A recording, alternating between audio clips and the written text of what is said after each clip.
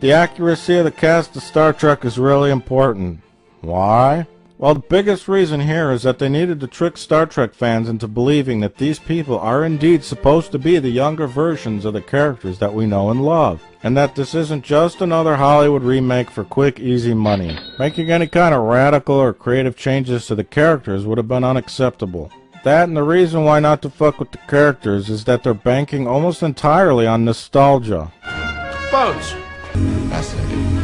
Damn it, man, I'm a doctor, not a physicist. I'm giving her all she's got, Captain! But let's analyze which demographic each character was made to appeal to. Chris Pine appeals to female audience members and the Sulu.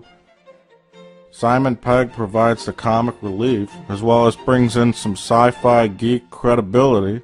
Harold and Kumar Guy appeals to stoners. And Zoe Saldana is there for one obvious reason. She's entirely believable as a xenolinguistics expert. Sir, I pick up no Romulan transmission, or transmission of any kind in the area. So now that you got a really great cast, it's time to hypercharge the characters. Star Trek took the mildest character traits and electrified them. You can argue that the characters seem more intense because they're younger and they haven't really matured yet. Or you can say it's because movie audiences are too impatient and dumb to grasp subtle character development. Well, both are true. Anyway, let's look at Kirk. Kirk is a confident leader, a bold risk-taker, and he loves the ladies. Older Kirk had these traits still, but displayed them with maturity and distinction.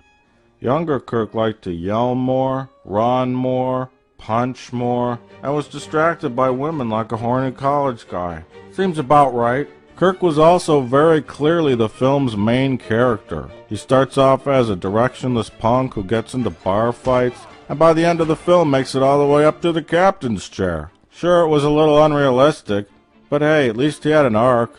And at least we understood what the fuck was going on. Next is Spock. What do you do with Spock? Well, Spock appears to be a cold and logical guy, but he's got boiling emotions underneath. Scenes with Spock and Kirk would almost write themselves.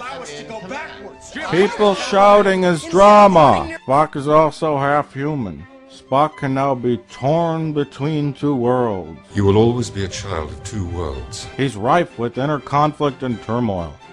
You can even make him a victim of racism. To what disadvantage are you referring? Your human mother.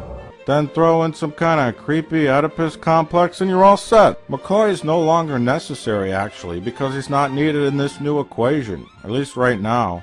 But he was shoehorned into this movie because he had to be there. They crammed in the thing where he got Kirk on the ship to give him some doctor stuff to do, but it's hard to fit in each character perfectly. Let's move on to Uhura. Uhura's importance has increased, and it has nothing to do with her character. She's actually replaced Bones as the third most important character because of sex appeal. And she's even on the poster. And yes, Ilea was on the poster for Star Trek the Motion Picture way back in 1979. But Ilea was also a little more important to the plot of that film. Actually, she was very important. Isn't at all. They wouldn't dare just have Kirk, Spock, and McCoy on the poster. It'd be way too gay. They'd have to call it 3 guys, 1 saucer. So let's talk about Uhura. She wasn't really anything that special to begin with. I mean, she knew what she was doing, but she always struck me as just someone who was there doing her job in the background. In fact, she was only kinda competent. She was always having problems. Sorry, sir. I'm not interested in your excuses, Lieutenant. Re-establish contact with that transmitter. It doesn't make sense.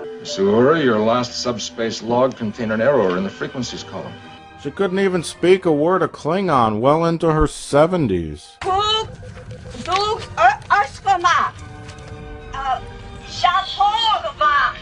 Now all of a sudden she's super ambitious, tall, crazy, sexy, and some kind of super genius. And Lieutenant Uhura is unmatched in xenolinguistics. We would be wise to accept her conclusion. In fact, every minor character is now a super genius, except for Sulu, who's still learning how to drive the ship. This film is racist against Chinamen. Now the only memorable character trait with Sulu was that he once got drunk and ran around with the sword. So now of course he's like a master swordsman or something. Then you got Scotty. Scotty was a Scotsman who liked to drink, and he said weird and eccentric things from time to time. We should have left those false-faced goons in the transporter. But now not only is he a super genius, he's also batshit crazy. You see, all the minor characters in Star Trek were really just stereotypes, because Roddenberry wanted to portray a future where everyone from Earth worked together. Roddenberry created an unprecedented mix of culture and race working alongside each other in the future. There was a black. You couldn't get even blacks on television, and I not only had a black, An Asian. Great affection I have for Asians. A Scottish. And a Russian. We appeared in people's bedrooms, and their living rooms, and their kitchens.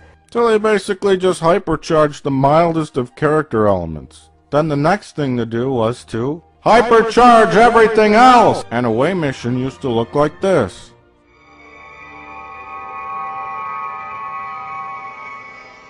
Captain's log, stardate 51:20. Now it looks like this.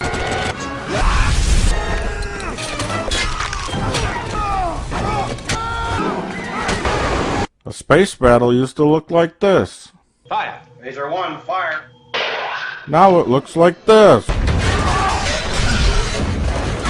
6 maneuver fire. Laser 2, fire. Laser 2, fire. Fuck, walking used to look like this. Now it looks like this.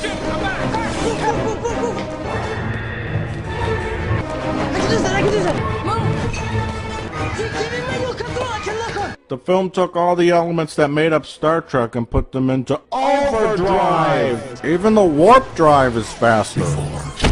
Ships are bigger. Phaser fights are more intense. Snow dogs are bigger. Emotions are hypercharged too. So many emotions. You got a woman in labor, a captain dying, baby being born minutes before the father dies, drunken bar fights, bullying and teasing, calling mothers whores, more fighting, almost falling off a cliff, more punching, a newfound determination brought on by a paternal guilt complex, defiance, shouting, hostility, more shouting, Winona Ryder, sadness and loss, emotional distancing, guilt, awkwardness, confrontation, emotional breakdowns, rage, violence, hate, torture, choking, more choking, even more choking, mass genocide, mother dying before your eyes, revenge, insanity, and then lastly, confidence, pride, and stability. I think I need to go see a therapist after this. No, not her. Number 4.